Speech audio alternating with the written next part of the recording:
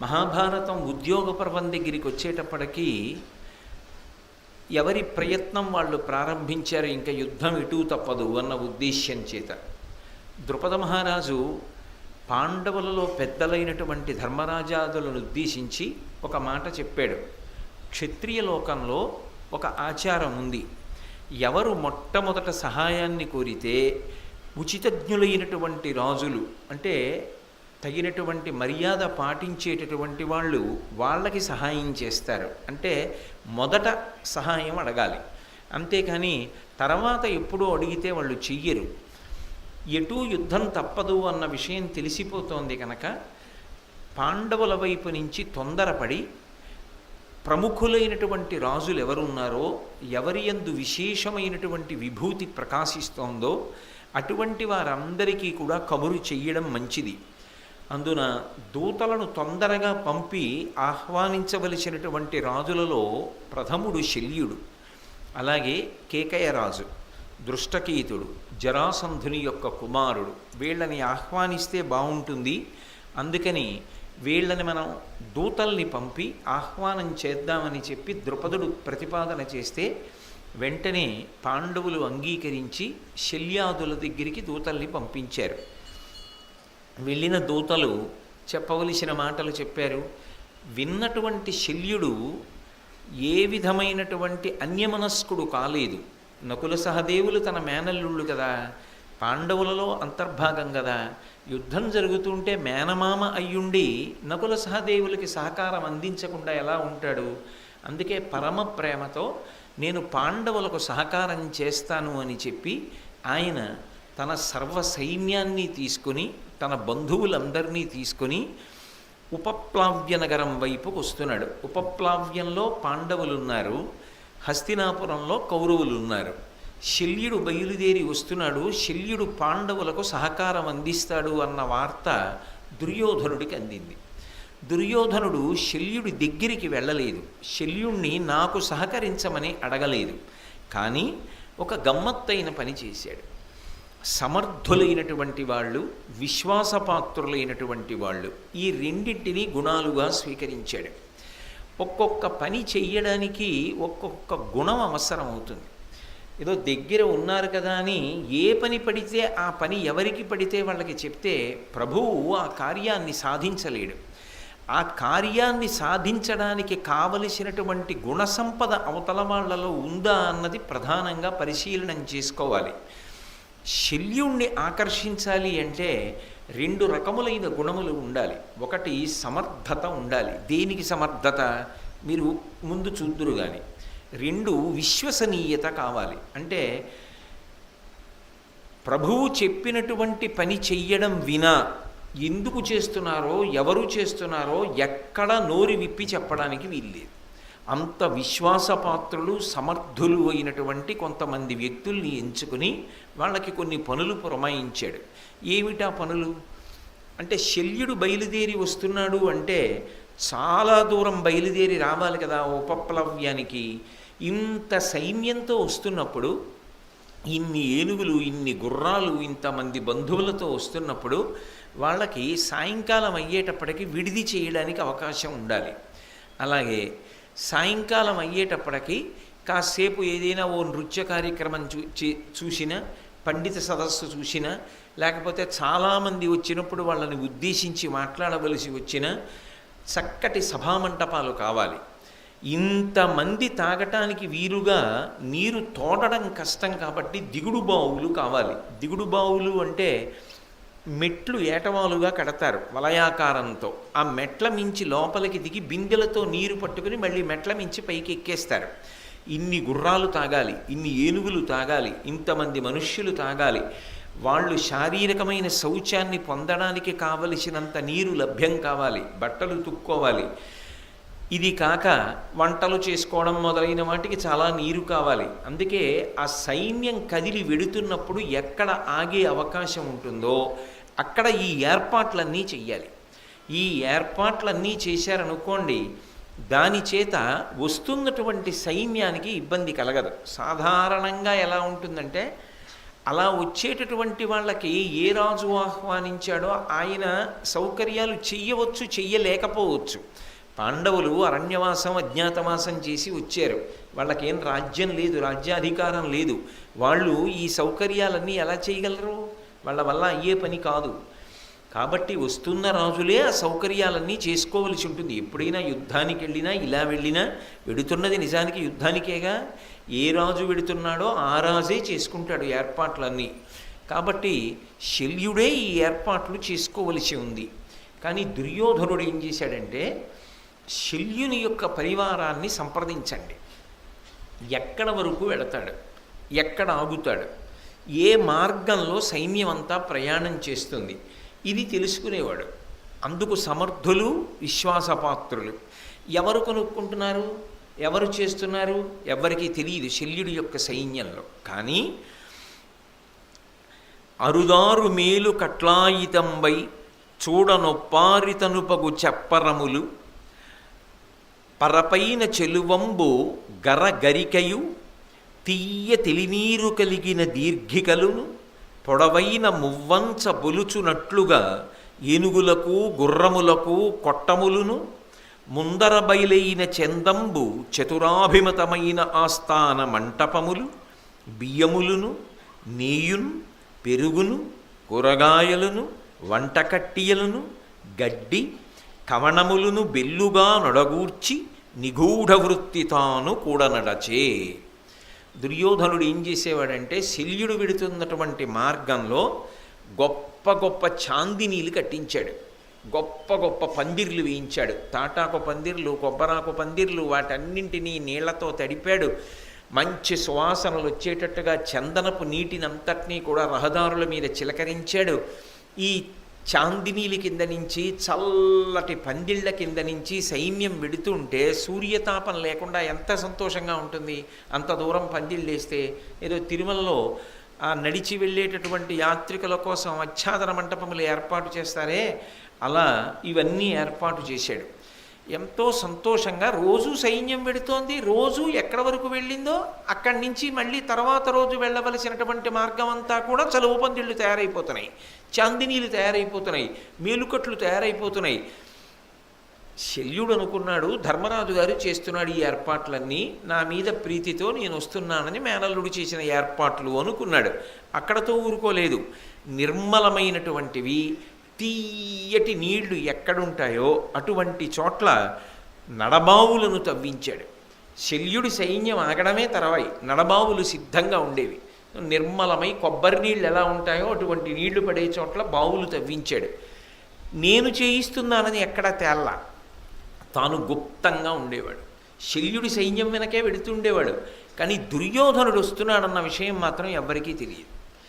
అటువంటి విశ్వాసపాత్రులు సమర్థులతో కార్యం చక్కబెడుతూ దుర్యోధనుడు వెంటనే ఉన్నాడు శల్యుడి కన్న విషయం తెలియకుండా జాగ్రత్త పడుతూ అనుగమిస్తున్నాడు. అలాగే అక్కడ 3 పంచలు కలిగినటువంటి వరుస క్రమాలలో గుర్రాలకి ఏనుగులకి శాలలు నిర్మాణం చేసేవాడు.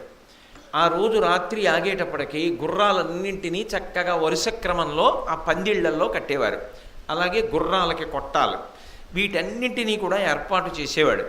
రాత్రి అయ్యేటప్పటికి ఇవన్నీ చక్కగా ఆ కొట్టాల్లో విశ్రాంతి తీసుకునేవి. సాయంకాలం ప్రయాణం ఆగిపోతుంది, ఇంకా చీకటి పడే వేళటికి. అప్పుడు నృత్యం చెయ్యడానికి, వినోదంగా గడపడానికి శల్యుడు సభ నిర్వహిస్తే సభామంటపాల కోసం అద్భుతమైనటువంటి ఆస్థాన మంటపాలు నిర్మాణం చేశాడు. ఆ ఆస్థాన మంటపంలో కావలసిన వినోద కార్యక్రమాలు ఏర్పాటు చేశాడు. శల్యుడు అనుకుంటున్నాడు ఇవన్నీ ధర్మరాజు గారు చేశారు అనుకుంటున్నాడు. కానీ నిజానికి చేసినది ధర్మరాజు గారు కాదు, దుర్యోధనుడే చేస్తున్నాడు. అక్కడతో ఊరుకోలేదు, వెంట తెచ్చుకుంటారు సంబారాలు. కానీ ఎక్కడెక్కడ దుర్యోధనుడు ఆగితే అక్కడ బియ్యం, కావలసినంత నెయ్యి, పెరుగు, కూరగాయలు, వంట కట్టియలు, అంటే వంట చేసుకోవడానికి కావలసినటువంటి ఎండిపోయి ఇలా పెట్టగానే వెలిగేటటువంటి కర్రలు, గడ్డి, ఎవరికి? గుర్రాలకి కావలసినటువంటి గడ్డి, అలాగే గుర్రాలకి కావలసినటువంటి ఉలవలతో కూడుకున్న దాణ, ఏనుగులు తినడానికి కావలసినటువంటి ఆహారం, వీటన్నింటినీ కూడా నిగూఢ వృత్తి తాను కూడా నడచే, ఇవన్నీ చేస్తూ ఒడగూర్చి నిగూఢ వృత్తి, ఎక్కడ దుర్యోధనుడు చేస్తున్నాడని కానీ దుర్యోధనుడు తన వెంట వస్తున్నాడని కానీ తెలియకుండా చేసి వెంట వెడుతున్నాడు. కొన్నాళ్ళు ప్రయాణం చేశాడు శల్యుడు. ఒకరోజు చూశాడు, ఏమిట్రా అసలు ఈ ఏర్పాట్లు, మనం ఎక్కడికెడితే అక్కడ మార్గమధ్యంలో ఈ చాందినీలు ఏమిటి, ఈ పందిర్లు ఏమిటి, నడబావులు ఏమిటి, ఈ ఆస్థాన మంటపాలు ఏమిటి, ఏనుగులకి గుర్రాలకి కొట్టాలు ఏమిటి, ఈ ఆహార పదార్థాలు ఏమిటి, గుర్రాల్ని ఏనుగుల్ని పోషించడానికి కావలసిన దాణా ఏమిటి, ఈ వినోద ప్రక్రియ ఏమిటి, ఇన్ని ఏర్పాటు చేస్తున్నాడే మహానుభావుడు. ఎవరో చాలా సమర్థుడు, బహుశः ధర్మరాజు ఎవరో మంత్రులకు ఈ పని పురమాయించాడు. ఆ మంత్రులు ఈ కార్యక్రమాన్ని చేస్తున్నారు. నా మీద ఇంత ప్రేమతో, నా మీద ఇంత గౌరవంతో ధర్మరాజు గారు తన మంత్రులకు పురమాయించి ఈ పనులు చేయిస్తున్నాడు. ఆయన పురమాయించినంత మాత్రం చేత ఇంత ప్రేమతో చెయ్యాలని లేదుగా. ఇంత గౌరవంతో ఇంత ప్రేమతో చేస్తున్నాడే ధర్మరాజు యొక్క మంత్రి. ఆ మంత్రి లేదా మంత్రులు ఎవరున్నారో ప్రవేశపెట్టండి, నేను వాళ్ళని చూసి నా అనుగ్రహాన్ని వాళ్ళ మీద వర్షించాలన్నాడు. అనగానే ఆ మాట కోసమే ఎదురు చూస్తున్నాడు దుర్యోధనుడు. ఆ మాట విన్నాడు. చటుక్కున లోపలికి దుర్యోధనుడు వచ్చి నిలబడ్డాడు నమస్కారం చేసి. నిలబడగానే శల్యుడు ఏమనాలి, అసహ్యించుకోక్కర్లేదు. ఏమయ్యా నువ్వెందుకు ఈ ఏర్పాట్లన్నీ చేస్తున్నావు? నకుల సహదేవులు నా మేనల్లుళ్ళు కదా, నేను జరగబోయే యుద్ధంలో వాళ్ళ పక్షాన యుద్ధం చేయడానికి వెడుతున్నాను. నువ్వు కూడా ప్రేమగా ఏర్పాట్లు చేస్తే చేశావు, కానీ ఈ ఏర్పాట్లు చేశావు కాబట్టి నీ పక్షాన యుద్ధం చేయమని నన్ను అడక్కుసుమా, అలా చేయడం సాధ్యం కాదు అని అనాలి కదా శల్యుడు. అలా అనలేదు. దుర్యోధనుణ్ణి చూడగానే నాకు ఇన్ని సేవలు చేశాడు, ఇన్ని సత్కారాలు చేశాడు, రహదారులన్నీ ఇంత బాగా నిర్మించాడు అని పొంగిపోయాడు. పొంగిపోయి దుర్యోధనుణ్ణి కౌగిలించుకొని, ఎంత ప్రేమగా ఏర్పాట్లు చేశావు, నీకేం కావాలి కోరుకో అన్నాడు. అంటే శల్యుడి వ్యక్తిత్వానికి ఉన్నటువంటి పెద్ద లోపం ఏమిటంటే, శల్యుడి సంతోషించేటట్టుగా నోటి మాటగా పొగిడినా, శల్యుడికి ఒక గొప్ప సత్కారం చేసినా తను వచ్చిన పని మరిచిపోయి అవతల పక్షంలోకి వెళ్ళిపోతాడు. ఇది వ్యక్తిత్వంలో చాలా ప్రమాదకరమైనటువంటి పోకడ. ఎందుకని అంటే పొగడ్త అనేటటువంటిది జీవితంలో అత్యంత అవసరం. పొగడ్త లేదనుకోండి మనిషికి ఉత్సాహం ఉండదు. తండ్రి కూడా కొడుకుని అభినందించాలి, అధికారి ఉద్యోగిని అభినందించాలి, ప్రభువు సైనికుడిని కూడా అభినందించాలి. కానీ అభినందన అనేది ఎలా ఉండాలంటే ఎట్టి పరిస్థితుల్లో కూడా అవతల వ్యక్తిని పాడు చేసేది కాకూడదు. ఎందుకని అంటే మీరు ఒక్కటి జ్ఞాపకం పెట్టుకోండి, మత్తు పదార్థం దేన్నైనా తీసుకున్నారనుకోండి, అంటే తీసుకోమని నేను ఎవరికీ సలహా చెప్పట్లేదు. మత్తు పదార్థాన్ని సేవిస్తే అది ఒక గంట మత్తు ఇవ్వచ్చు, ఒక పూట మత్తు ఇవ్వచ్చు, ఒక రోజు మత్తు ఇవ్వచ్చు. కానీ పొగట్ట ఉందే అది జీవితాంతపు మత్తు. ఎందుచేత అంటారేమో, ఒకానొకప్పుడు దక్షిణ దేశంలో జంబుకేశ్వరం అని ఒక క్షేత్రం ఉంది, తిరువణక్కోయిల్ అంటారు తమిళనాడులో. ఏనుగులు దూరడానికి వీలు లేకుండా కట్టారు ఆ అద్భుతమైన దేవాలయం. జలలింగం పక్కన అఖిలాండేశ్వరి అమ్మవారు. ఇప్పటికీ కూడా తలుపులు వేసి అమ్మవారికి నైవేద్యం పెట్టాలంటే అర్చకులకు భయం, అమ్మవారి ముందు నిలబడడానికి ధైర్యం సరిపోక చీరలు కట్టుకుని ఆడవాళ్ల వేషం వేసుకుని లోపలికి వెళ్ళి నైవేద్యం పెడతారు. ఇప్పటికీ అఖిలాండేశ్వరి తిరుగుతుంది అక్కడ అంటారు. అంత గొప్ప దేవాలయం. అటువంటి గొప్ప దేవాలయమైనటువంటి జంబుకేశ్వరంలో అర్చకులు ఎక్కడికి వెళ్ళేవారు కాదు, ఎవ్వరింటికి వెళ్ళడం కానీ, ప్రభువు పిలిచినా సరే వెళ్ళేవారు కాదు. మాకు ఈ దేవాలయం చాలు, మాకు ఈ సేవ చాలనేవారు. ఒకసారి రాజ్యాన్ని పరిపాలిస్తున్న ప్రభువుకి చెప్పారు, వాళ్ళు ఎక్కడికి రారండి, మీరే వెళ్ళాలి వాళ్ళ ఆశీర్వచనానికని. ఆ ప్రభువు చాలా తెలివైనవాడు. ఆయన అన్నాడు, తప్పకుండా వెడదాం, కానీ వాళ్ళని ఎలా పిలిపించాలో నాకు తెలుసు అని జంబుకేశ్వరం వెళ్ళి వాళ్ళందరికీ కూడా ఒక గొప్ప సత్కార సభ చేసి శాలువాలు కప్పి సన్మాన పత్రాలు ఇచ్చాడు. సన్మాన పత్రాలు ఇచ్చిన తర్వాత ఇంకా వాళ్ళు దాన్ని రోజు చదువుకుని ప్రభువు ఎక్కడికి పిలిచినా వెళ్ళడం మొదలుపెట్టారు. అంతకన్నా నేను వ్యాఖ్యానం చేయక్కర్లేదు. అందుకే ఒక వ్యక్తిని తేలికగా పాడు చేయడానికి మార్గం ఏమిటి అంటే, ఆయనకు ఒక సన్మానం చేసేసి, ఓ పూలదండ వేసేసి, ఓ శాలువా కప్పేసి, నువ్వు ఇంద్రుడివి చంద్రుడివి అన్నారనుకోండి, వాడు పాడైపోతాడు. కానీ అసలు పొగడకుండా ఉంటే ప్రమాదం. అందుకే అసలు పొగడడం అనేటటువంటిది పరమ జాగ్రత్తగా పొగడాలి. నిజంగా వ్యక్తిత్వంలో ఏ గుణం ఉన్నదో, ఏ గుణాన్ని నువ్వు ఆ వ్యక్తి ఎదురుగుండా చెప్పినా ఆ వ్యక్తి పాడైపోడో, ఆ వ్యక్తి దాన్ని కేవలం ఆశీర్వచనంగా మాత్రమే తీసుకుంటాడో, అది దాటి పుచ్చుకుని పాడైపోకుండా ఉంటాడో, అంత స్థాయి వరకు పొగడాలి తప్ప అది దాటి పొగడకూడదు.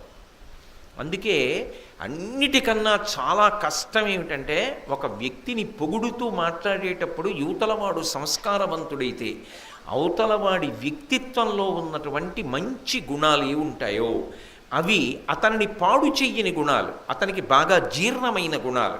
ఈ అభినందన అతన్ని ముందుకు తీసుకెడుతుంది తప్ప ఈ అభినందన అతన్ని పాడు చేయదన్న గుణాలు ఏ ఉంటాయో అవి మాత్రమే స్తుతి చెయ్యాలి తప్ప అదే పనిగా స్తుతి చెయ్యకూడదు.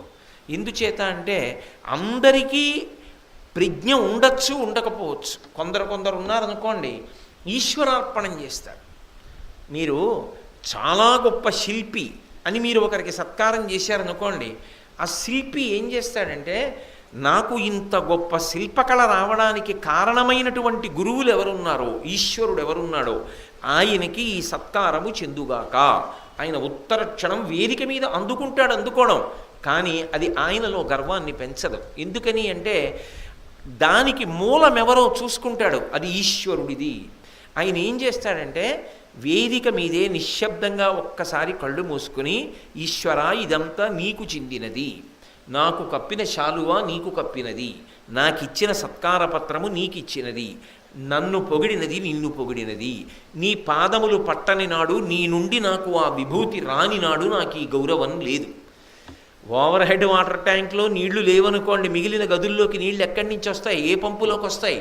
అందులో ఉన్నాయి కాబట్టి ఇందులోకి వచ్చాయి. ఇందులోకి వస్తున్నాయని ఏ గదిలో పంపు, ఆ గదిలో అహంకారాన్ని పొందితే ఓవర్ హెడ్ వాటర్ ట్యాంకు నీళ్ళని పంపించనందనుకోండి, వీటి బతుకు ఏమైపోతుంది? పైన అందులోంచి వస్తున్నాయి కాబట్టి మిగిలిన వాటికి సత్కారాలు వచ్చాయి, లేకపోతే అది అనుగ్రహించని నాడు సత్కారం ఎక్కడిది? కాబట్టి ఇవన్నీ దానికి చెందుతాయి అని వదిలిపెట్టేసిన వాడికి సమస్య ఉండదు. వాడు ఎప్పుడు ఒక్కలాగే ఉంటాడు. ఎన్ని సత్కారాలు చేసేయండి, వాడితో ఏ సమస్య ఉండదు. కానీ ఇంకా ఆ ప్రజ్ఞకి వెళ్ళలేదనుకోండి, ఆ పరిణతికి వెళ్ళలేదనుకోండి, అలా పొగిడితే సంతోషపడిపోయే బలహీనత ఉందనుకోండి, దానికో చెల్లెలు కూడా ఉంటుంది. ఏమిటో తెలుసా చెల్లెలు? మీరు ఆయన ఎదురుగుండా తనని తాను పొగుడుకునేవాడు ఒకడు దొరికాడు అనుకోండి, ఆయన అసలు సహించడప్పుడు. ఎందుకని అంటే ఈయన్ని పొగిడితేనే ఇష్టం, ఈయన్ని పొగిడితేనే ఇష్టమైన వాడి దగ్గరికి ఇంకొకడు వెళ్ళి వాడు పొగుడుకున్నాడు అనుకోండి, పడుతుందా ఇద్దరికి? అసలు వీడిని పొగుడుకుంటాడేంటి, నేను కదా గొప్ప, నన్ను పొగడాలి అని కోపం పెట్టుకుంటాడు. ఎందుకని అంటే ఎక్కడ తనని పొగిడితే పొంగిపోయే గుణం ఉందో అక్కడ ఆయన ఎదురుగుండా ఇంకొకడు తనని తాను పొగుడుకుంటే సహించలేని గుణం కూడా ఉంటుంది. అప్పుడు అటువంటి వాడు ఎంత సమర్థుడైనా వాడిని నమ్ముకుని మీరు కార్యం అప్పచెప్తే సర్వనాశనం అయిపోతుంది. అప్పుడు వాడికి సమర్థత ఉండడం కాదు, ఈ గుణం వాడిని పాడు చేసేస్తుంది. శల్యుడి జీవితం అంతే. ఇది చాలా జాగ్రత్త సుమా. జీవితంలో ఎంతవరకు స్వీకరించాలో పొగట్టని అంతవరకే స్వీకరించు తప్ప ఇంకొకలా స్వీకరించవద్దు. ఔషధం ఉందనుకోండి, ప్రతి పూట 2 చెంచాలు చప్పున తీసుకోండి, 3 పూట్లా వేసుకోండి, 3 రోజులు వేసుకోండి, దగ్గు తగ్గిపోతుంది అన్నారనుకోండి. పూటకి 2 చెంచాలు చప్పున 3 రోజులు వేసుకుంటే 6 చెంచాలు కదా, 3 రోజులకి 18 చెంచాలు కదా. మాయకపు డాక్టర్ గారు ఏదో 3 రోజులు వేసుకోమంటాడు, 18 చెంచాలు ఇప్పుడు తాగితే పోదా అని తాగేస్తే మత్తు వచ్చి స్పృహ తప్పి కింద పడిపోతాడు.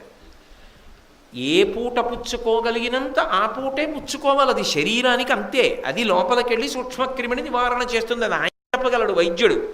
పొగట్ట కూడా అంతే.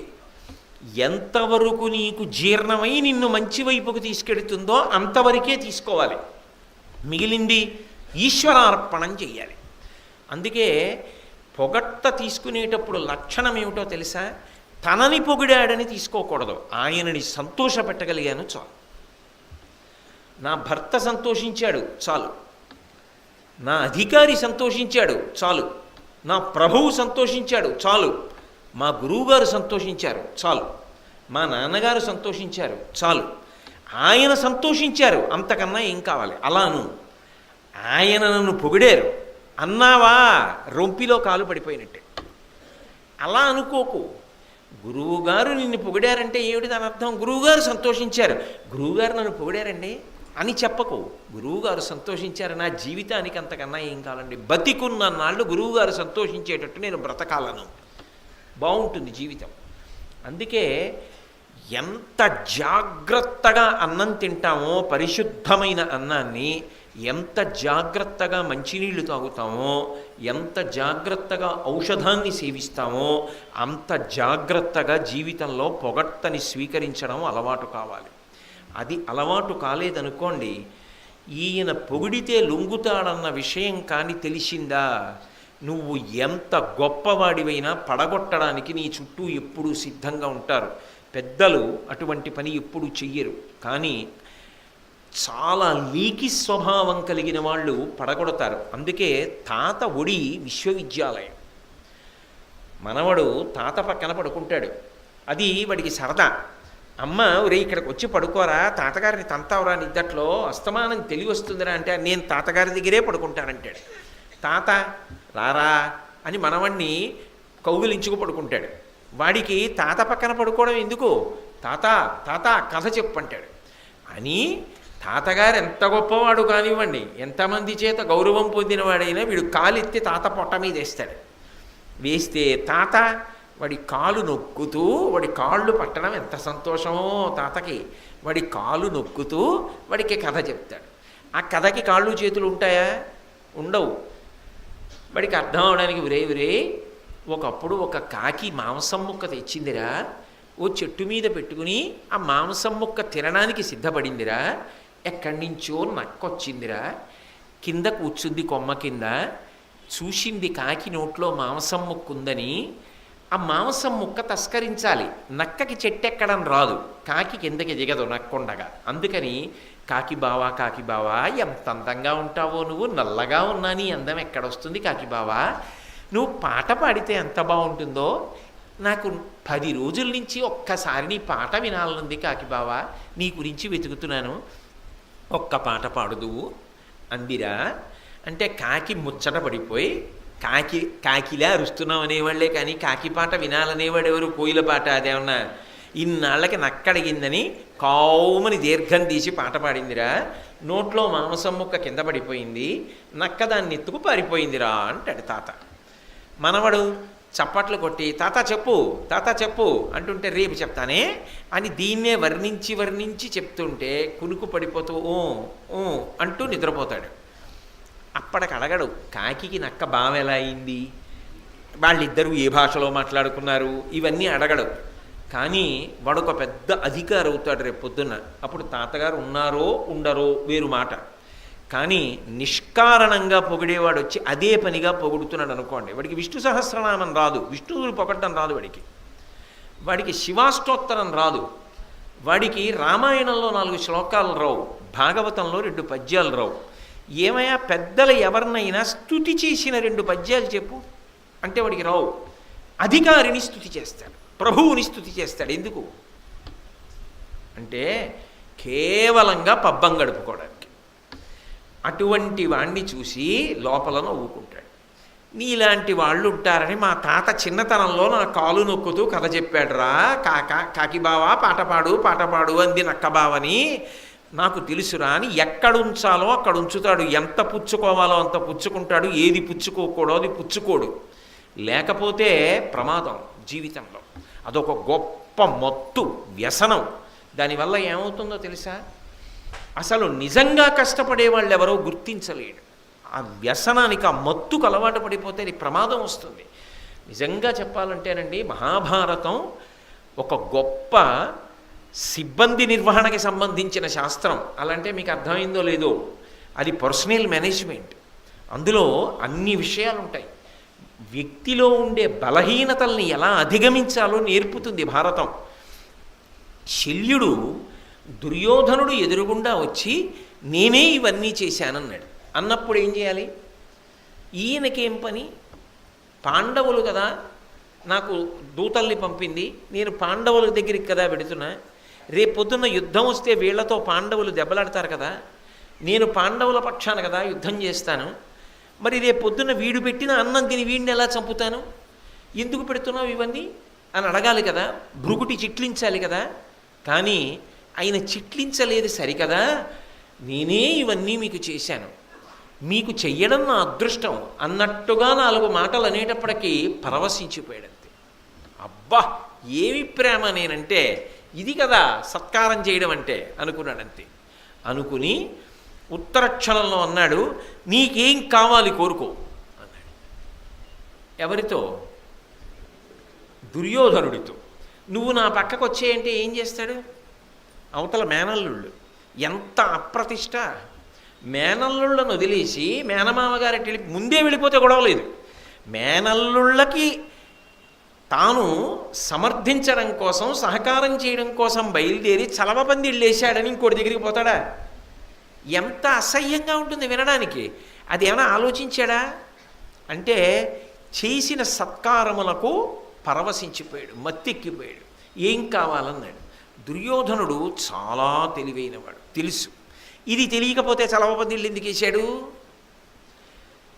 అందుకని ఆయన అన్నాడు, సత్యసరస్వతి వగు ఔచిత్య విశారదము నీదు చిత్తము, నియమౌదాత్యంబు మెరయ నాకు అమాత్యుడవై పూని నడపు మత్సైన్యంబున్. ఆయన అన్నాడు, సత్య సరస్వతి వగు అన్నాడు. ఆడిన మాట తప్పని వాడివి అన్న కీర్తిని పొందు. అంటే పాచిక వేస్తున్నాడు. ఆ తర్వాత మాట తప్పకు, ఏం కావాలన్నా కోరుకో అన్నావు, నేను అడుగుతుంటే సగం అదొద్దోయో అనకు, నా వైపు రా అంటే కుదరదని అనద్దు, ఈ వైపుకి రా అంటుంటే నువ్వు మాటకు కట్టుపడాలి అని సత్య సరస్వతి వగు. ఆడిన మాట తప్పకు. ముందే నియమం పెడుతున్నాడు. అసలు ఆడిన మాట తప్పని వాడివి నువ్వు. ఇంకొంచెం పెరిగాడు, ఇంకొంచెం వక్షస్థలం పొంగింది, సంతోషపడిపోయాడు. నువ్వు ఔచిత్య విశారదము నీదు చిత్తము, నీ మనసుందే. అబ్బా ఔచిత్యాన్ని పట్టుకోవడం అంటే నీ తర్వాతే. ఔచిత్యం అంటే ఎప్పుడు ఏది చెయ్యాలో నీకు తెలుసు.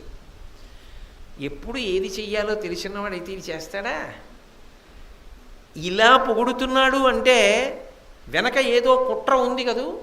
అందుకని ఔచిత్య విశారదము నీదు చిత్తము, నియమౌదాత్యంబు మెరయ నాకు అమాత్యుడవై పూని నడపు మత్సైన్యంబున్. నా పక్షానికి వచ్చేయి, నా దగ్గర ఉండు అంటే కొంచెం చిన్నతనంగా భావిస్తాడు. కానీ అదే కొంచెం మాట మార్చి ఆయన సంతోషించేటట్టుగా మాట్లాడారనుకోండి మీరు, ఆయన ఆనందపడిపోతాడు. అందుకని అన్నాడు, నువ్వు చాలా గొప్ప ధైర్యము కలిగినటువంటి వాడివి, నియమశీలుడవు. అటువంటి నువ్వు నా పక్షంలో ఉండి నాకు మంత్రివై నా సైన్యాన్నంతటినీ నువ్వు నడిపించు. ఇప్పుడు ఏదో పెద్ద కర్తవ్యం ఆయన మీద పెట్టినట్టు, చాలా పెద్ద పదవి ఇచ్చేస్తున్నట్టు, ఆయనని గుర్తించినట్టు, ఆయన లేకపోతే నేను ఏమైపోతానని దుర్యోధనుడు స్వయంగా వచ్చినట్టు అనిపిస్తుందా? అనిపించదా శల్యుడికి? ఈ బలహీనత ఉన్నవాడికి ఇంకా పొంగొచ్చేస్తుందా? పొంగొచ్చేదా అని తలప పాండవులను ధార్తరాష్ట్రులు నీకు ఒక్క రూప, భక్తి యుక్తి జాల నీవు నన్ను మాననీయుండుగాన అనుగ్రహించి తగ పరిగ్రహింపు. పాండవులకి కౌరవులకి నీ దృష్టిలో భేదం ఉండవలసినటువంటి అవసరం ఏముంది? నకుల సహదేవులకు నువ్వు మేనమామ కాబట్టి ధర్మరాజుకి భీముడికి అర్జునుడికి కూడా నువ్వు మేనమామేగా. అలా మేనమామైనప్పుడు మాకు నువ్వు మేనమామేగా, మేమందరం అన్నదమ్ములమేగా. మేమందరం నీ మీద మేనమామ అన్న భావన పొందాం తప్ప ఎప్పుడూ కూడా నకుల సహదేవుల మేనమామ అని మేము అనుకోలేదు. మామయ్య అనుకుంటాం, మాకు అంత ప్రేమ నువ్వంటే. అంత ప్రేమని ఎందు మేము పెట్టుకున్నప్పుడు అందుకు కదూ ఈ చలవ పందిళ్ళు వేయించాను, మా మామయ్య వస్తున్నాడని. వేయించాడా ధర్మరాజు? ఎత్తి పొడుపు. కాబట్టి నువ్వేం చేయాలి? నన్ను మాననీయుండుగాక అనుగ్రహించి నేను మన్నింపదగిన వాడిగా, అంటే నేను అడిగింది ఇతనికి ఇవ్వవచ్చు, నా మేనల్లుడు కాడు కాబట్టి నీకు ఇవ్వలేను అని అనవలసిన అవసరం నీకేముంది? నిన్ను మేము మేనమామనుకుంటున్నప్పుడు నేను నీకు మేనల్లుళ్ళం కావని నువ్వు ఎందుకు అనుకోవాలి? నువ్వు అనుకోవచ్చు. వీళ్ళు అలా అనుకున్నప్పుడు ఆయన అలా అనుకోవద్దండి. చిన్నవాళ్ళు అనుకుంటుంటే పెద్దవాడు అనుకోకపోతే ఎలా బంధిస్తున్నాడో చూడండి. అది మాట చాకచక్యం అని, అది కూడా ఎంతో పొగుడుతూ ఆ పొగట్టకి పడిపోతాడు. కాబట్టి నీవు నన్ను మాననీయుండుగాగననుగ్రహించి తగ పరిగ్రహింపు, నన్ను మన్నింపదగిన వాడిగా, నేను అడిగిన కోరిక తీర్చచ్చు అన్న భావనతో నన్ను స్వీకరించవయా మేనమామ శల్యుడా అని అడిగాడు. అడిగితే శల్యుడు వెంటనే దుర్యోధనుణ్ణి చూసి ఒక మాట అన్నాడు. అనవుడు శల్యడియ్యకొని అట్టిది కాదే విభేద వృత్తి నా మనమున లేదు, పాండవ సమాజము మీరును ఒక్క రూప కావున ఇది లెస్సమాట, తగవులం తలపోయగా మున్ను ప్రీతి కాంచిన నిన్ను నెమ్మి కూడుటయు చేయుట ఇట్టుల ఎల్లభంగుల. పరమ సంతోషపడిపోయాడు కదా ఈ పొగట్టలకి. వెంటనే జోక్యం చేసుకుని శల్యుడు అన్నాడు, అసలు మీకు పాండవులకి తేడా ఉందని ఎవరు చెప్పారు? మీకు మేనమామనే, వాళ్ళకి మేనమామనే, ఏమిటి తేడా వాళ్ళకి మీకు? ఏమీ లేదు. అసలు ఇంకొకటి చెప్పనా, ముందొచ్చి నా దగ్గర నన్ను చూసిన వాడెవరు? నువ్వే. ధర్మరాజు వచ్చాడా? దూతల్ని పంపించాడు. నువ్వు ముందొచ్చి నన్ను కలిశావు, నన్ను చూశావు. ఇంత ప్రేమ ఉన్నవాడివి, నీ మాట ఎందుకు కాదంటానయ్యా? నిన్ను కాదంటానా? ఒక్కనాటికి అనను. కాబట్టి నీకేం కావాలో కోరుకో, తప్పకుండా ఇచ్చేస్తాను. మున్ను ప్రీతి కాంచిన నిన్ను నిమ్మి కూడుటయు చేయుదు ఇట్టుల ఎల్లభంగులం. నీకు ఏది కావాలన్నా ఇస్తాను. వెంటనే దుర్యోధనుడు అన్నాడు, మీరు మా పక్షాన వచ్చి యుద్ధం చెయ్యాలి, మా పక్షాన సైన్యాలన్నింటినీ కూడా నడపాలి, మీరు నా దగ్గర మంత్రిగా నిర్వహించాలి. మంత్రి అంటే ప్రభువుకి సలహా చెప్తూ ఉంటాడు. అది ఒక గొప్ప పదవి కదా మరి. అందుకని మీరు ఈ పదవిలోకి రావాలి, మంత్రాంగం నెరపాలి. ప్రభువుకి అత్యంత సన్నిహితంగా ఉంటాడు మంత్రి. కాబట్టి మీరు నా పక్షాన్ని వహించండి అన్నాడు. అనగానే ఒక్క క్షణం ఆలోచించకుండా తప్పకుండా నీ పక్షానికి వస్తాను. వెంటనే దుర్యోధనుడు అన్నాడు, మీరు ఆడిన మాట తప్పరు, తప్పకుండా నా పక్షంలోకి వస్తారు. నాకు చాలా సంతోషంగా ఉంది. ఇంతకన్నా నాకేం కావాలి? ఇంతకన్నా నేను మీ దగ్గర నుంచి కోరుకునేది ఏమీ లేదు అన్నాడు. అనగానే శల్యుడు అక్కడతో ఊరుకోలేదు. దాన కొరంత లేదు అభిమతంబిది కాకయు కల్గెనేని యుంబూని యొనర్తో అన్నకు కురుపుంగవుడెంతయు పొంగి నీవు సమ్మానము చేసి నాకిటులమాచ్యుడవైన పదంబు కంటే మేలై నుతికెక్కు కోర్కే ఎటులారసి చూచిన నుండు కల్గునే. శల్యుడన్నాడు, ఏమిటా ఒక్క కోరిక అడుగుతావు? ఇంకా ఏమైనా కోరికలుంటే అడుగు, ఆ కోరికలన్నీ కూడా నీకు తప్పకుండా నేను తీరుస్తాను. దాన కొరంత లేదు. నీ వైపు నేను వచ్చి యుద్ధం చేయడం అనేటటువంటి మాటలో కించిత్ కూడా సందేహం లేదు, తప్పకుండా చేస్తాను. అభిమతంబిది కాకయు కల్గనేనియంబూనియునర్తునన్నకో. నీకు ఇంకా ఏమైనా కోరికలున్నాయా? నేనేమైనా చేసి పెట్టాలా? నిర్భయంగా అడుగు, తీర్చేస్తాను అవన్నీ. కురుపుంగవుడెంతయు పొంగి, వెంటనే ఆ దుర్యోధనుడు చాలా పొంగిపోయి, నీవు సమ్మానము చేసి నాకిటులమాచ్యుడవైన పదంబు కంటే మేలై నుతికెక్కు కోర్కి ఎటులారసి చూచిన నుండు కల్గుని. నువ్వు నా మీద ప్రేమతో తప్పకుండా నా కోరిక తీర్చి నా పక్షానికి వస్తాను, నా దగ్గర మంత్రిగా ఉంటాను, సైన్యాల్ని నడిపిస్తానని మాటిచ్చిన తర్వాత ఇంతకన్నా కోరిక నాకు ఉంటుందా? ఇది చాలు అన్నాడు. చాలా సంతోషం, తప్పకుండా నీ పక్షానికి వచ్చేస్తాను. వెడుతున్నది ఎక్కడికి వెడుతున్నాడు? పాండవుల దగ్గరికి బయలుదేరాడు. మధ్యలో దుర్యోధనుడు కనబడ్డాడు. దుర్యోధనుడికి మాట ఇచ్చేశాడు. మాట ఇచ్చేసిన తర్వాత, చను నీవు హస్తి నగరంబునకు ఏనును పాండు భూపపుత్రుల ప్రీతింకని అట ఒత్తు అవశ్యంబును వారల చూడవలయు పోయేదని నీకు మాట ఇచ్చాను కదా, ఒక్కసారి పాండవుల్ని చూసొస్తా, వాళ్ళ మీద నాకు ప్రేమ అంటే పొగడ్తకి లొంగిపోయి మాట ఇచ్చేశాడు. నీ వైపే యుద్ధం చేస్తానన్నాడు, నీ పక్షానికి వచ్చేస్తానన్నాడు, నీ దగ్గర మంత్రిగా ఉంటానన్నాడు, నీ సైన్యాలు నడిపిస్తానన్నాడు, నీకు ఇంకా ఏమైనా కావాలా చేసేస్తానన్నాడు. పొగట్టుకి లొంగి ఇన్ని అన్నాడు. కానీ గుండెల్లో ప్రేమ ఎవరి వైపు ఉంది? పాండవుల వైపు ఉంది. ఎందుకని? మేనమామ కదా, నకుల సహదేవులు అటున్నారు కదా, పాండవులు అటున్నారు కదా. అందుకని దుర్యోధనుడితో అన్నాడు, ఒక్కసారి ఉపప్లవ్యానికి వెడతాను, వెళ్ళి ఆ పాండవుల్ని చూసొస్తాను, ఎక్కడ దాపరికం లేదు మళ్ళీ. అందుకే అన్నాడు, నువ్వు వెళ్ళు, ఏనును పాండు భూపపుత్రుల ప్రీతింగని అట ఒత్తు, వాళ్ళని ప్రేమగా ఒక్కసారి చూసి హస్తినాపురానికి వస్తాను, నువ్వు బయలుదేరు, నేను వెనకాతలే వస్తాను నీ దగ్గరికి. అంటే మరి ఇప్పుడు పూర్వం ఏమనుకున్నాడంటే ఉపప్లవ్యానికి వెళ్ళి ఉండిపోవాలి అసలు. కానీ మరి మాట ఇచ్చాడు కదా, ఇప్పుడు ఉపప్లవ్యానికి వెళ్ళి హస్తినాపురానికి వెళ్ళిపోవాలి.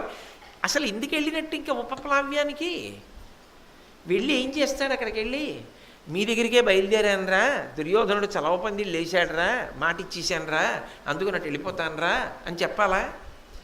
పోను అటువంటి వాడు ఇంకెళ్ళడం ఎందుకు? వెళ్ళిపోతే గొడవ వదిలిపోతుందిగా. అంటే అలా వెళ్ళిపోలేడు, ఎందుకంటే గుండెల్లో ప్రేమ ఉంది. అంటే మీరు బాగా ఆలోచించండి, మనసొక చోట మనువొక చోట అంటారు చూసారా, అలా చిక్కుకున్నాడు. ఎందుకు చిక్కుకున్నాడు? ఒక పెద్ద బలహీనత ఉంది, పొగట్టకి లొంగిపోతాడు. ఆ లొంగిపోవడం చివరికి శల్యుణ్ణి ఏ పరిస్థితికి కిందకి జార్చేస్తోందో చూడండి అని, నువ్వు వెళ్ళు, నేను వెనకాతల వస్తానన్నాడు. తప్పకుండా, అలాగే నేను హస్తినాపురానికి బయలుదేరుతున్నాను అంటూ దగ్గరికి వచ్చి మళ్ళీ దుర్యోధనుడు ఒక మాట చెప్పాడు. అట్లా కాక వేగమట ఓయి మరలిరండు, వరము మరువకుండవలయు, మిమ్ము చేరి నెగడువాడ, కారుణ్యమున ఇట అరసి ఉండుడనియే కురు విభుండు. దుర్యోధనుడు అన్నాడు, తప్పకుండా, అయ్యో వెళ్ళి రావడానికి అభ్యంతరం ఏముందండి, ఉపప్లవ్యానికి వెళ్ళి పాండవుల్ని చూసిరండి, కానీ నాకు ఇచ్చిన మాట మర్చిపోకుండా సుమా, అక్కడే ఉండిపోకుండా తర్వాత హస్తినాపురానికి వచ్చేయండి, మీ సైన్యాన్ని అంతటినీ తీసుకుని మీరు నా వైపు ఉండి యుద్ధం చేయాలి సుమా, అంతేకాని పాండవుల దగ్గర ఉండిపోకండే, మీరు నన్ను మాననీయుణ్ణి చెయ్యాలి సుమా అంటే, తప్పకుండా వస్తానయ్యా, నువ్వు బెంగ పెట్టుకోవద్దు అని దరహాసముతో మద్రేశ్వరుడు ఆలింగనము చేసి సంధియపడకి వరుగుమని అనుప, అతడు కరిపురికింజనీయమది వికాసము పొందన్. పైగా దుర్యోధనుడి దగ్గరికి తీసుకుని కౌగలించుకుని, ఇంకా అనుమానం పెట్టుకుంటామేటయా, ఇక నేను నీ పక్షానికి వచ్చేసినట్టే, ఏదో సారాలా వెళ్ళి మేనల్లుళ్ళని చూసి పలకరించి వచ్చేస్తాను, కాబట్టి నువ్వు బయలుదేరి హస్తినాపురానికి అన్నాడు. అనగానే దుర్యోధనుడు సరేనని చెప్పి హస్తినాపురానికి వెళ్ళిపోయాడు. ఈయన ఉపప్లవ్యానికి వెళ్ళిపోయాడు. శల్యుడు వచ్చాడు మేనమామ అని ధర్మరాజు గారికి కబురు వెళ్ళింది. ధర్మరాజు గారు తక్కువవాడేం కాదు రాజనీతిలో, ఆయన ఆరితేరినవాడు. మేనమామ పొగడ్తలకి లొంగుతాడని ఆయనకి తెలుసు. అందుకని ఆయన ఏం చేశాడంటే, తానొక్కడూ ఎదురొచ్చి రండి మామయ్య గారు అనలేదు. ఇప్పుడు ఎవరింటికన్నా వెళ్ళారనుకోండి, ఆ ఇంటి యజమాని లోపలే కూర్చుని, అంటే రేపు 8 గంటలకు వస్తానండి అన్నాను అనుకోండి, అలాగే అని నేను 8 గంటలకి మీ ఇంటికి వచ్చేటప్పటికి మీరు మేడ నుంచి కిందకు వచ్చి గేటు దగ్గర నించున్నారనుకోండి, నాకు కొంచెం సంతోషంగా ఉంటుంది. అబ్బో నా కోసం కిందకు వచ్చి, అదేంటండి కింద నించున్నారు, భలేవారే మీరు వస్తుంటే ఆ పాట రావద్దు అన్నారు అనుకోండి, అబ్బో నాకు ఇంత గౌరవం ఉందన్నమాట ఇంట్లో అనుకుంటానా అనుకోనా? అసలు ఆ ఇంట్లో ఉన్న ఆయన భార్య, ఆయన కొడుకు, ఆయన కోడలు అందరూ కిందకు వచ్చి నించున్నారనుకోండి, వీళ్ళు నా కోసం వచ్చారా, ఏదైనా పని మీద ఎక్కడికన్నా వెళుతున్నారా అనుకుని, ఏమిటి అందరు ఇలా వచ్చారంటే, అయ్యి బాబోయ్ మీరు వస్తుంటే మీరు వచ్చేదాకా ఇంట్లో ఉండవా, అందుకని అందరం వీధిలో నించున్నాం మీకోసం, మీరు రావడమే మా భాగ్యం అన్నారనుకోండి, ఇంకా పడిపోతాడా? ఆయన చలవపందిళ్ళు వేశాడు, కానీ ఖర్చు లేకుండా పాండురాజు గారు ఇది చేశాడు, ధర్మరాజు గారు. అంటే ఆ బలహీనత ఉంది అని తెలిసిపోయింది అనుకోండి, ఎవరి మానాన వాళ్ళు ఆడుకుంటున్నారు, వాడుకుంటున్నారు. కాబట్టి ఇప్పుడు ధర్మరాజు గారు ఏం తక్కువ తినలేదు, ఆయన ప్రజ్ఞ ఆయనది. ఆయన ఏం చేశాడంటే, ద్రౌపదీదేవితో, తన తమ్ముళ్ళు భీమార్జున నకుల సహదేవులతో, సుభద్రతో, అభిమన్యుడితో, ఇంతమందితో, ఎందుకంటే మనవణ్ణి కూడా తీసుకొచ్చాడు, ఇంతమంది కలిసి బయట నించున్నారు. శల్యుడు రథం దిగారు, మామయ్య గారు మీరు వచ్చారా, కన్నులు కాయసిపోతూ మేమందరం మీకోసం ఎదురు చూస్తున్నామన్నాడు. అయిపోయింది. మళ్ళీ పొంగిపోయాడు.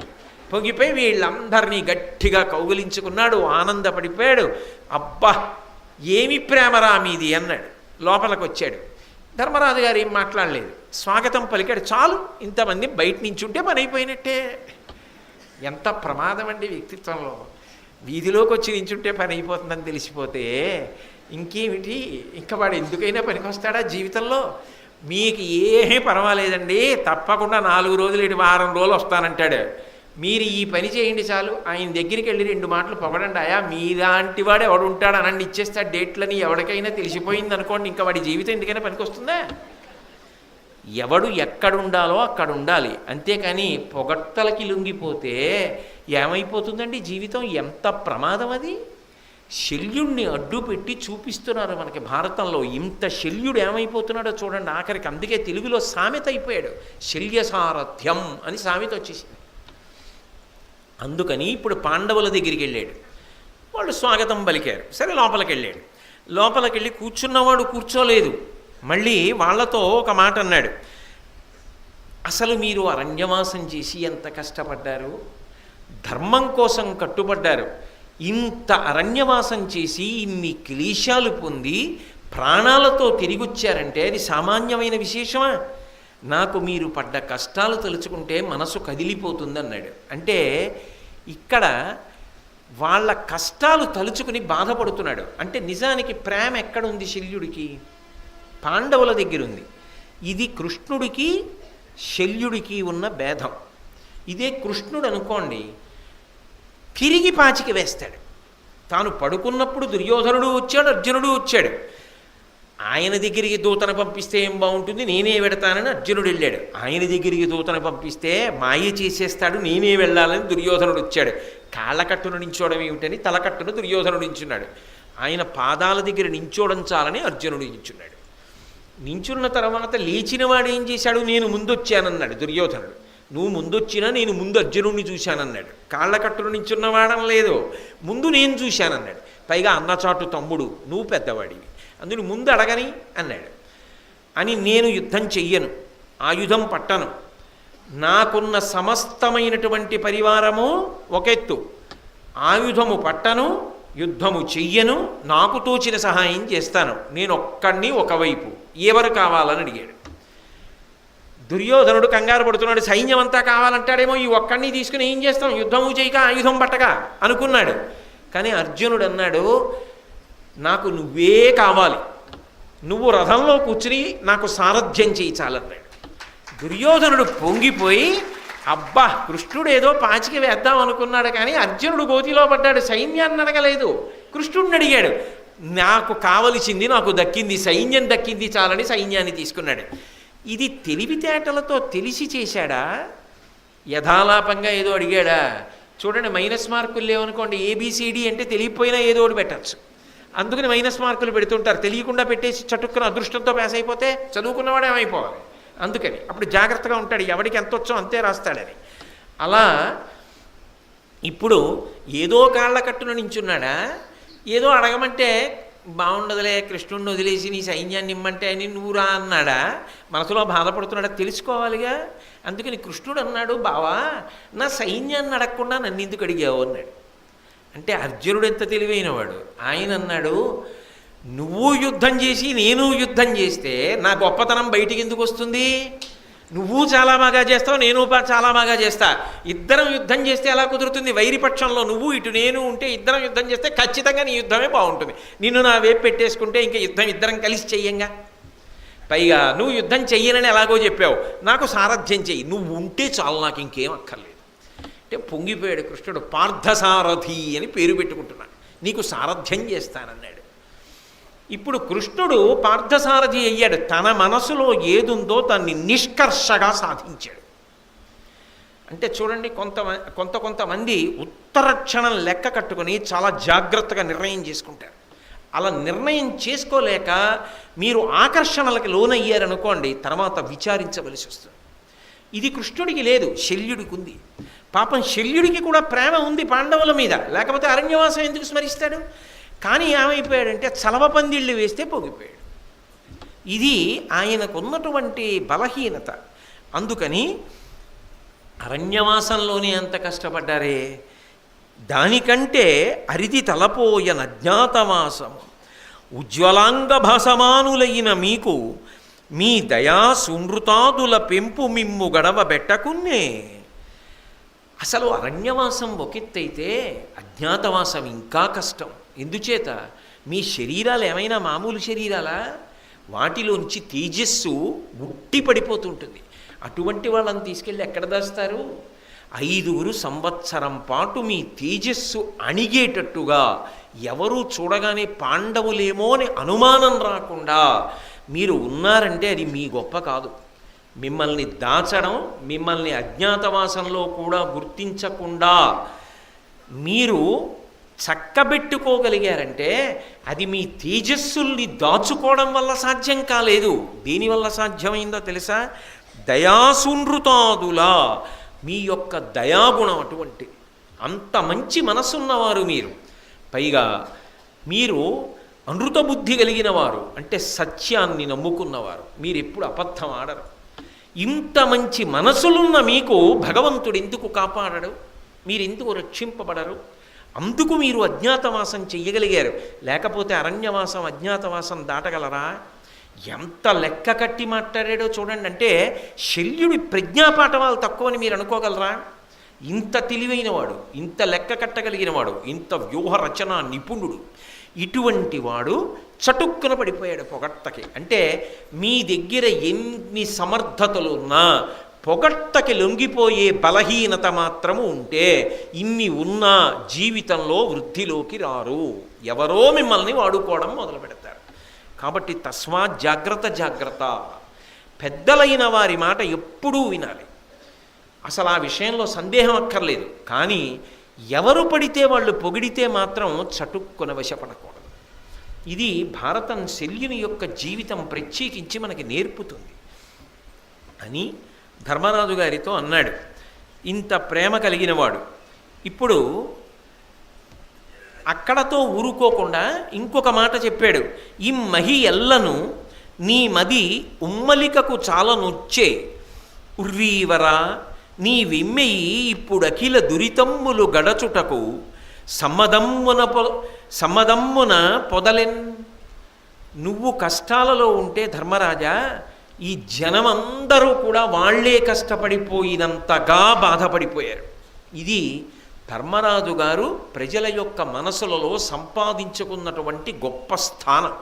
ఎందుకంటే సాధారణంగా ఒకరికి వచ్చిన కష్టం తనదిగా భావించడం లోకంలో ఉండదు. అవతలవాడికి కష్టం వచ్చిందనుకోండి, అమ్మయ్య మనం అదృష్టం మనకి రాలేదనుకుంటాడు. వాడి ఇల్లు కాలిపోయిందన్నారు అనుకోండి, మన అదృష్టం మన వైపు రాలేదా అగ్నిహోత్రం అంటాడు. కానీ సమాజంలో ఎప్పుడైనా ఎవరికైనా ఒకరికి కష్టం వచ్చిందనుకోండి, ఆయనకి కష్టమా అని సమాజం అట్టుడికి పోయిందనుకోండి, ఆయన ధన్యజీవి, త్యాగమయమైన జీవితం ఉన్నవాడు. లేనినాడు ఒకడి కష్టానికి సమాజమంతా చెల్లించదు. సమాజమంతా నీ కష్టానికి చెల్లించిపోయి తన కష్టం అనుకుంది. ధర్మరాజా, ఇవాళ నీ అరణ్యవాస అజ్ఞాతవాసాలు పూర్తయితే నువ్వు అమ్మయ్యా అని ఎన్ని మాటలు అనుకుంటున్నావో జనులు అన్ని మాటలు అనుకుంటున్నారు. ఇంతకన్నా నువ్వు ఎంత ధన్యమైన జీవితం ఉన్నవాడివో చెప్పడానికి ఇంకొక కితాబ్ ఏం కావాలి? ఇప్పుడు శల్యుడు పొగుడుతున్నాడా పొగడబడుతున్నాడా? పొగుడుతున్నాడు. అంటే శల్యుడికి పొగడడంలో బలహీనత లేదు. ఆయనేం పొగడ్డాలా ఎవరిని? సరికదా, ఆయన ఎదురుగుండా ఎవరైనా తనని తాను పొగుడుకుంటే ఆయన సహించలేడు. అటువంటి వాడు పొగుడుతున్నాడంటే నిష్పక్షపాతంగానే పొగుడుతున్నాడు. పాండవుల యందు ఈ ధర్మగుణం ఉంది అనే పొగుడుతున్నాడు. లోపల ఎక్కడో చిన్న ములుకు బాధ ఉంది. పేరే శల్యుడు కదూ, శల్యం ఉన్నది లోపల. ములుకు ములుకు ములుకుమంటుంది. అంటే ఏమిటో తెలుసా దాని అర్థం? శల్యుడు అంటే శల్యము, ములుకు. ములుకు ఉందనుకోండి, కాల్లో గుచ్చుకుందనుకోండి, అడుగు తీసి అడిగేస్తుంటే ఎక్కడో కలుక్కు కలుక్కుమని పొడుస్తూ ఉంటుంది, బాధగా ఉంటుంది. ముళ్ళుంది అని తెలుస్తుంది.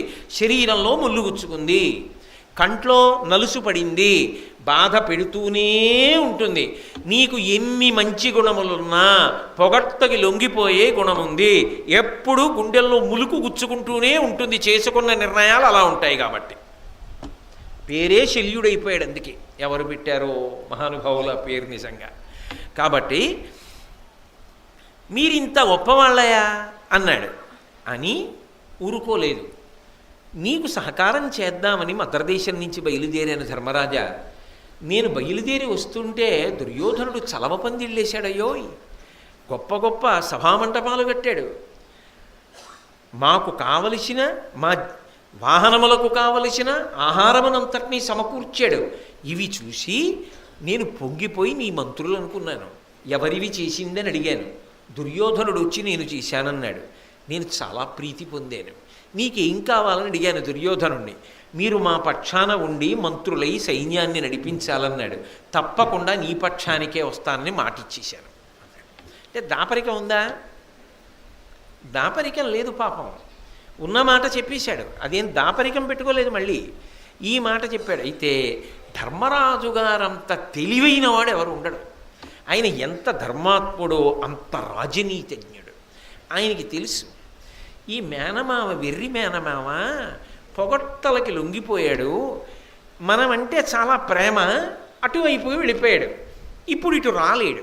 మామయ్య ఇటు వచ్చేసేయండి అంటే ఉపయోగమే ఉంటుంది, ఎటు రాలేడు కదా. కాబట్టి ఏ పొగట్టకి లొంగిపోయాడో ఆ పొగట్టనే అడ్డుపెట్టి అటు ఉన్నవాడిని ఇటువైపుకి వాడుకోవాలి. మళ్ళీ దొరికిపోతాడు పొగిడితే.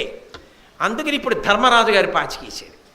వేసి ధర్మరాజు గారు అన్నాడు, మేలు చేసితివి, ఒక్కరి మెచ్చివారి కోర్కె తీర్చుట పెద్దల గుణము కాదే, అది మదీయ చిత్తమునకు హర్షకరము, తివిరి ఒక్కటి వేడద అవధరింపు.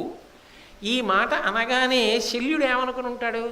అదేమిటి మాయగారండి అంత పని చేశారంటాడని అనుకున్నాడు. కానీ ధర్మరాజు అన్నాడు, మేలు చేసి తిరి, ఇది వెంటనే లోపల లెక్క కట్టేసుకోవడం. ఎంత రాజనీతిజ్ఞుడు! అబ్బా చాలా మంచి పని చేశారు మాయగారు. ఏమిడు చేశాను మంచి పని అనుకోడు శల్యుడు. అని ఒక్కరి మెచ్చి వారి కోర్కె తీర్చుట పెద్దల గుణము కాదే, ఒకడొక మంచి పని చేస్తే మెచ్చుకుని నీకేం కావాలయా అని వాడి కోరిక తీర్చడం పెద్దలకు ఉండే లక్షణం అండి. అది అందరూ చేయలేరు మామయ్య గారు. మళ్ళీ ఎక్కుతోంది, మళ్ళీ లోపలికి వెళ్ళిపోతోంది ఔషధం, మళ్ళీ పొంగిపోతోంది వక్షస్థలం. అందున పొగుడుతున్నవాడెవరు? సామాన్యుడు కాడు, ధర్మరాజు పొగుడుతున్నాడు. ధర్మరాజు పొగడ్డం అంటే మాటల సకల గుణములకు నిధి. అటువంటి వాడు అంటున్న మాట. పెద్దలైన వారు అవతలవాడు మంచి పని చేస్తే మెచ్చుకుని కోరిక తీరుస్తారు. మామయ్య గారు మీరు చాలా మంచి పని చేశారండి, అది మదీయ చిత్తమునకు హర్షకరము. మీరు చేసిన పనుందే నాకు ఎంత సంతోషకరమో. మీరు అటు వెళ్ళిపోయారని చెప్పి నేనేం బెంగపెట్టుకోవట్లేదు మామయ్య గారు. మీరు చేసిన మంచి పనికి నేను పరమ సంతోషాన్ని పొందుతున్నాను అని తివిరి ఒక్కటి వేడదనవధరింపు. నేను కూడా మామయ్య గారు ఒక్క కోరిక కోరతాను తీర్చండి అన్నాడు. సహజంగా ప్రేమ ఉంది. తనని తప్పట్టుకుంటాడేమో అని లోపల ఎక్కడో చిన్న శల్యం ఉంది, పొడుస్తోంది. మీరు మంచి పని చేశారు మామయ్య గారు, మీరు పెద్దలు అలాగే చెయ్యాలన్నాడు. ఇప్పుడు అమ్మయ్య గొడవ వదిలిపోయిందిరా బాబు, ధర్మరాజు ఏమనుకోలేదని ఆనందపడిపోయాడు. ఆనందపడిపోయి ఏం కావాలో చెప్పు, తప్పకుండా తీర్చేస్తాను నీకు అన్నాడు. మళ్ళీ ఇక్కడ దొరికిపోయాడు. అక్కడ ఒకసారి దొరికాడు కదా, ఊరుకోవాలి కదా. ఏమయ్యా నువ్వు అడుగు, సాధ్యమైతే చేస్తా, సాధ్యం కాకపోతే చేయలేను, నా ఆశీర్వచనం మీకు ఉంటుంది. కానీ పొరపాటు జరిగిపోయింది ఇప్పటికే. ఇప్పుడు మళ్ళీ తప్పకుండా అనలేను సుమా, ముందే చెప్తున్నాను, అనాలి కదా పెద్ద మనిషి. అనలేదు. ఏం కావాలో అడుగు అన్నాడు. ఎందుకని? ధర్మరాజు పొగిడాడు, అది ఇంత పొగిడినా చాలు. దుర్యోధనుడు పొగిడితే అంత పొగడాలని, సెలవు పందిళ్ళు వేయాలి, ఇవన్నీ చెయ్యాలి. ఎందుకంటే ఆయన స్థాయి అది. ధర్మరాజు గారు అబ్బో చాలదేమిటి, భార్యని తీసుకుని పిల్లల్ని తీసుకుని మనవల్ని తీసుకుని వీధిలోకి వచ్చి లోపలికి తీసుకెళ్ళి కూర్చోపెట్టి మాట్లాడి మీరు మంచి పని చేశారండి మామయ్య గారు అనేటప్పటికీ అంతే పొంగిపోయాడు. పొంగిపోయి ఏం కావాలో అడిగన్నాడు. మామయ్య గారు అటువైపు మీరు మాట ఇచ్చారు కదా, భారతదేశం మొత్తం మీద మీ వంటి రథసారథ్యం చెయ్యగలిగిన వ్యక్తి ఇంకొకడు లేడు, ఉన్నవాడు ఇంకొక్కడే, కృష్ణుడు ఉన్నాడు. ఎందుకని? అసలు నిజానికి రథసారథ్యం చెయ్యవలసినటువంటి అవసరం కృష్ణుడికి లేదు, శల్యుడికి లేదు. ఎందుకంటే శల్యుడు రాజు, ఆయనకి రథం నడపడానికి సారథి ఉంటాడు. కృష్ణుడికి సారథ్యం చేయవలసిన అవసరం లేదు. కానీ వాళ్ళిద్దరూ అభిమాన విద్యగా నేర్చుకున్నారు. అంటే అభిమాన విద్య అన్న మాటకు అర్థం ఏంటంటే తనని తాను కొంతకాలం పరిశీలించుకోవాలి. అది అంత తేలిగ్గా అలవాటు పడదు. కొంతకాలం తన మనస్సుని తాను పరిశీలించాలి. దేన్ని పట్టుకుంటే అది బాగా సంతోషాన్ని పొందుతూ ఉంటుంది, అది ఎక్కడ సేద తీరుతుంది అన్నది ఆలోచించాలి. బాగా పుస్తకాలు చదివితే సంతోషం ఉందా? మంచి మంచి పుస్తకాలు చదవడం అలవాటు చేసుకోవాలి. ఓ చదరంగం ఆడితే బాగా సంతోషిస్తుందా? బాగా చదరంగం ఆడడం నేర్చుకోవాలి. సాయంకాలం కాసేపు అలా బయటికి వెళ్ళి ప్రకృతిని కాసేపు అలా పరిశీలనం చేస్తే పెద్ద పెద్ద చెట్ల వంక పూల వంక చూస్తే సంతోషంగా ఉంటుందా? తోటని పెంచడం అలవాటు చేసుకోవాలి. పాటలు వినడం సంతోషమా? పాటలో సాహిత్యాన్ని పరిశీలించి ఆనందం పొందుతావా? ఒక పాటలో సాహిత్య పరిశీలన నేర్చుకోవాలి. వీణ వాయిస్తే నీకు సంతోషంగా ఉంటుందా? ఒక వీణ వాయించడం నేర్చుకోవాలి. దానికి వయసుతో సంబంధం ఉండకూడదు. శ్రీపాద పినాకపాణి గారు ఆంధ్ర మెడికల్ కాలేజీలో గొప్ప వైద్యుడు, మహానుభావుడు. అటువంటి శ్రీపాద పినాకపాణి గారు సంగీత సామ్రాజ్యంలో సార్వభౌముడు. నేదునూరి కృష్ణమూర్తి గారంతటి వారు ఆయన శిష్యులు. మంచం మీద శరీరం అనారోగ్యంతో పడుకుని ఉన్నప్పుడు కూడా మహానుభావుడు అనేక కీర్తనలకు స్వరాన్నిచ్చారు, స్వరపరిచారు. ఆయన వెళ్ళిపోతే సంగీత సామ్రాజ్యంలో ఉన్న ఎందరో పెద్దలు కంటి వెంట ధారలుగా ఏడ్చారు. ఒక డాక్టర్, ఒక మెడికల్ కాలేజీలో పాఠం చెప్పిన వ్యక్తి అంత గొప్ప స్థానానికి వెళ్ళారు. అభిమాన విద్య, ఆయనకి సంగీతం మీద అంత మక్కువ. నీ మనసు ఎక్కడ సేద తీరుతుందో చూడాలి. నీకు భాగవతం చదువుతుంటే తీరుతుందా? భాగవతం చెప్తుంటే సంతోషంగా ఉంటుందా నీకు? ఓ 2 గంటలు భాగవతం చెప్తే ఆ రోజు పడ్డ కష్టమంతా మర్చిపోతావా? అయితే అది చెప్పడం నేర్చుకో, బాగా చెప్పు. అంతకన్నా సంతోషం ఏముంటుంది జీవితానికి? అది అభిమాన విద్య అంటారు. దాని వలన జీవనానికి పోషణ ఏమి ఉండదు. అక్కడ మళ్ళీ ఓ రూపాయి సంపాదిద్దామా, కీర్తి సంపాదిద్దామా, ఈ పిచ్చి పెట్టుకోకుండా అది మనోరంజకత్వం కోసం, తానుగా తరించడం కోసం అది తనకి విద్య. ఇప్పుడు అటువంటి విద్య ఒకటి పట్టుకోవాలి.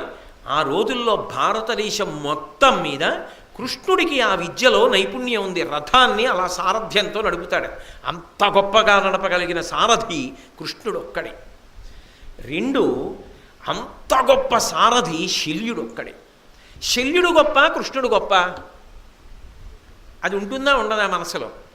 అభిమాన విద్యలో అలా పోటీకి ఎడదామని కాకపోయినా ఈయన చాలా బాగా వీణ నేర్చుకున్నాడు, ఆయన చాలా బాగా వీణ నేర్చుకున్నాడు, ఆయన గొప్ప వైణికుడు, నేనా గొప్ప వైణికుడు తేల్చుకోవాలనిపించింది అనుకోండి. ఎప్పుడు సాధ్యం అవుతుంది? ఇద్దరికీ ఓ పోటీ వస్తే సాధ్యం అవుతుంది. అప్పటి వరకు శల్యుడికి కృష్ణుడికి పోటీ లేదు.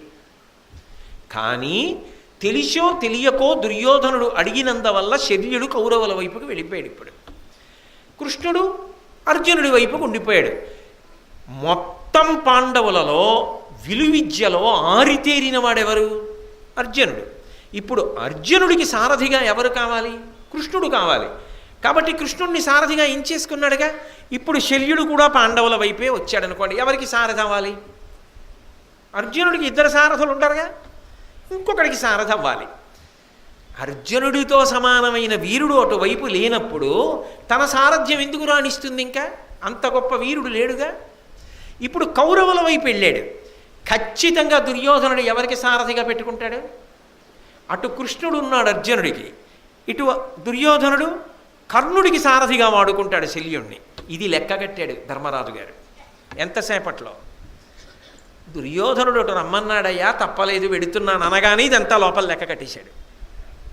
అది ఆయన రాజనీతిజ్ఞత. అందుకు అది ఆ వ్యూహ రచన నైపుణ్యం ఉందే, లెక్క కట్టగలిగిన సమర్థత ఉందే, అది అనితర సాధ్యమైన ప్రజ్ఞ. నిజంగా ఒకటి కదిలితే దాన్ని బట్టి చెప్పేస్తారు.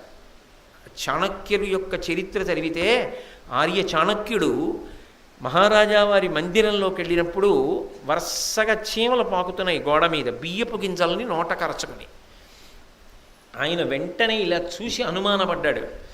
మహారాజా, ఇక్కడి నుంచి వంటశాలలో ఉన్నటువంటి దినుసులు దాచే భాండాగారం వరకు తవ్వించండి అన్నాడు. మహారాజు నిద్రపోయే శయనాగారంలోకి బియ్యపు గింజలు నోట కరుచుకున్న చీమలు ఎందుకు వస్తున్నాయి? అవి ఎక్కడో ఉండవలసినవి. అక్కడి నుంచి చీమలు వచ్చాయంటే సొరంగ మార్గం పెట్టారు ఎవరో. అక్కడ పెద్ద కాపుదల ఉండదు. అక్కడి నుంచి వచ్చి రాత్రి రాజుని మట్టు పెట్టడానికి వస్తున్నారు, తవ్వించండి అన్నాడు. సొరంగం తవ్వితే ఆయన్ని చంపడానికి సిద్ధపడుతున్న కుట్ర చేస్తున్న వాళ్ళు దొరికారు, వాళ్ళని మట్టు పెట్టించాడు చాణక్యుడు. బియ్యపు గింజ నోట కరుచుకున్న చీమని పట్టి కనిపెట్టాడు. ఒకడు అన్ని విద్యలు వచ్చాయి, ఈత రాలేదు. చాణక్యుడికి చెప్పారు నది ఒడ్డున నిలబడినప్పుడు, వీడికి అన్నీ వచ్చాయి ఈత రాలేదన్నారు. దగ్గరికి పిలిచాడు, నీకెందుకు రాదు ఈత అన్నాడు. నాకు నీళ్ళంటే భయం అండి అన్నాడు. చటుక్కున మెడబట్టి లోపలికి తోశాడు. వాడు ఈదాడు చచ్చినట్టు, ప్రాణం కోసం ఏదద్దు, ఈత వస్తుంది నీకని ఈత నేర్పించాడు. ఆర్య చాణక్య ఆయన జీవితం చదువుతుంటే అసలు అయ్య బాబోయ్ ఈ దేశంలో ఇటువంటి మంత్రులు పుట్టారా అని మనకు ఆశ్చర్యం వేస్తుంది. అసలు అంత గొప్పగా ప్రవర్తించేవాడు. కాబట్టి ధర్మరాజు గారి రాజనీతిజ్ఞత అటువంటిది, ఇంత లెక్క కట్టాడు. ఇప్పుడు అటు వెళ్ళగానే ఖచ్చితంగా కర్ణుడికి సారథిని చేసి తీరుతాడు. ఇందుకే వెళ్ళాడు శల్యుడి దగ్గరికి. మిగిలిన వాళ్ళ దగ్గరికి వెళ్లకుండా శల్యుడు వస్తూ ఉంటే ఇంత చలవ పందిళ్ళేసి ఇన్ని ఆహారాలు పట్టుకెళ్ళి సభామంటపాలు కట్టి ఇంత కష్టపడ్డాడంటే అర్జునుడికి కృష్ణుడున్నాడు, కర్ణుడికి సారథి లేడు. ఆయనకి తగిన సారథి కావాలంటే శల్యుణ్ణి లాగాలి. శల్యుణ్ణి లాగాలంటే ఆయనకున్న బలహీనత పొగిడి లాగచ్చని లాక్కున్నాడు. ఇప్పుడు అవతల పక్షంలోంచి శల్యుడు యువతల పక్షంలోకి రాడు, కానీ కర్ణుడికి సారథి అవుతాడు. అందుకే ధర్మరాజు గారు అన్నాడు, నేను మిమ్మల్ని ఒక్క వరం అడుగుతాను, మీరు మా వైపుకి రావద్దు, మీ పెద్దరికం ఎప్పుడు అలాగే నిలబడాలి, మీరు ఇచ్చిన మాట నిలబెట్టుకోండి, దుర్యోధనుడి దగ్గరే ఉండండి, కృష్ణుడికి తగిన సారథి మీరే, అంతకన్నా గొప్పవాడు ఇక భారతదేశంలో లేడు, కాబట్టి కర్ణుడికి సారథ్యం చెయ్యమంటాడు దుర్యోధనుడు. అకార్యం చెప్పానని ఏమనుకోకండి, ఇటువంటి మాట చెప్పానని. మా మీద ప్రేమ కదా. కర్ణుడు యుద్ధానికి బయలుదేరి రథం ఎక్కగానే కర్ణుడిని చిన్న పుచ్చి మాట్లాడడం మొదలుపెట్టాడు. కర్ణుడిని నింద చేయండి, నువ్వు ఎందుకు పనికొస్తావరా, నీకు యుద్ధం ఏమిటిరా అని మొదలెట్టండి. అంటే ఈ రోజుల్లో అయితే మైండ్ గేమ్ అంటుంటారు చూసారా, అలా ముందు అసల్ని మానసికంగా బలహీనపరిచేయండి. మీరు తిట్టే తిట్లకి ఆయనకి చేద్దామన్న యుద్ధం కూడా చేయడం విసుకొచ్చేయాలి, గురిపెట్టిన గురి తప్పిపోవాలి. అప్పుడు కర్ణుడు ఎంత ప్రజ్ఞతో నిలబడాలో అలా నిలబడలేడు, అది చాలు. ఆ ప్రజ్ఞ క్షీణించిపోయింది అనుకోండి, అర్జునుడు కొట్టేస్తాడు కర్ణుడిని. మీరు మాకు మహోపకారం చేసినట్టే, అటు ఉంటే మాత్రం నష్టమైంది మామయ్య గారు, ఇది చేసి పెట్టండి. పొగిడాడు కదా మామయ్య గారు, మీకన్నా ప్రజ్ఞ, తప్పకుండా చేసేస్తానన్నాడు. అలా చేసేస్తే కొంపలు అంటుకుపోతాయిరా, నా పరువు ఇందుక నేర్చుకున్నది, నా పరువు ఏమైపోతుంది. ఇన్నాళ్ళు కృష్ణుడితో సమానమైన సారథనిపించుకుని అందుకొచ్చింది శల్య సారథ్యం. కర్ణుడి రథానికి సారథ్యం చేసి కర్ణుడిని తిట్టనా, ఇందుక పనికొచ్చింది, ఇలాంటి వరాలు అడగచ్చురా అనైనా అనాలి. లేదా ఒరే నువ్వు అడుగు కానీ సాధ్యం అవుతుందో లేదో చూసి చెప్తాననైనా అనాలి. పొగిడాడు, ఒప్పేసుకున్నాడు అంతే. అటు వస్తానన్నాడు, ఇటు రథం ఎక్కి వాడిని పాడు చేస్తానన్నాడు. ఎందుకు పనికొచ్చింది ఆయన ప్రజ్ఞ అంటే, ఎన్ని నీకున్నా ఆ ఒక్క బలహీనత, ఏది ఆ ఒక్క బలహీనత ఉంటే చాలు.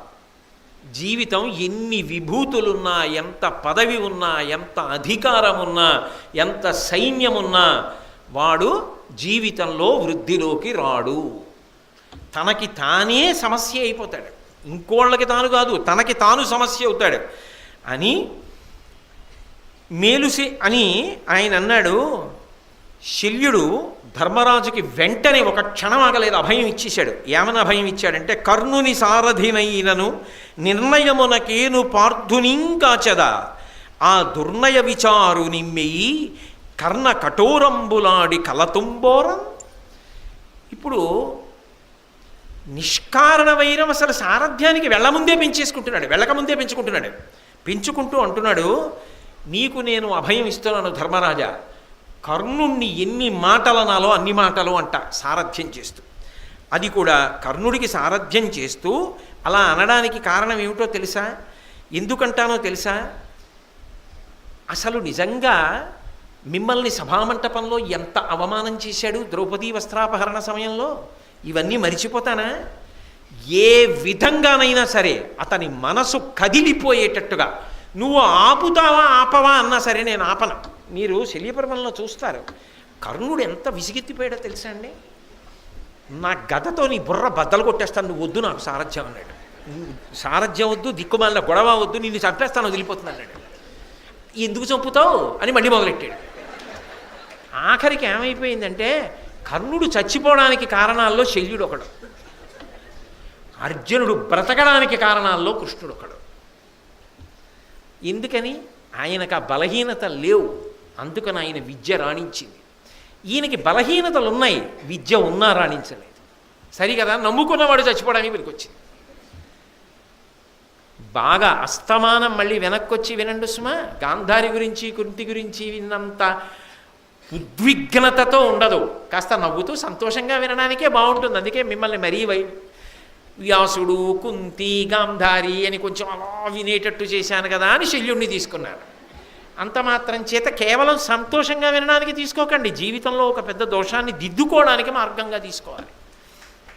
కాబట్టి చెప్పి దర్పమును తేజమును మాయ దలర బలికి చిక్కువరచిన ఏయంగ చేతులాడకునికి రాధాతనూజు నర్జునుడు తీవ్ర బహుళ బాణ పరంపర పాలుపరుచు.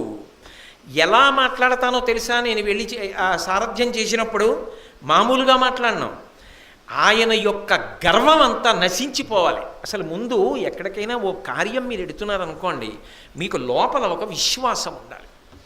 నేను ఈ మెట్లు ఎక్కుతున్నాను అనుకోండి, నా మీద నాకు విశ్వాసం ఉండాలి. నేను ఇవాళ చెప్పగలను, ఏమిటి బెంగ, ఏమిటి తెలియదు నాకు, నేను చెప్పగలను. అది గర్వం కాకూడదు, కానీ ఆత్మవిశ్వాసం పోకూడదు.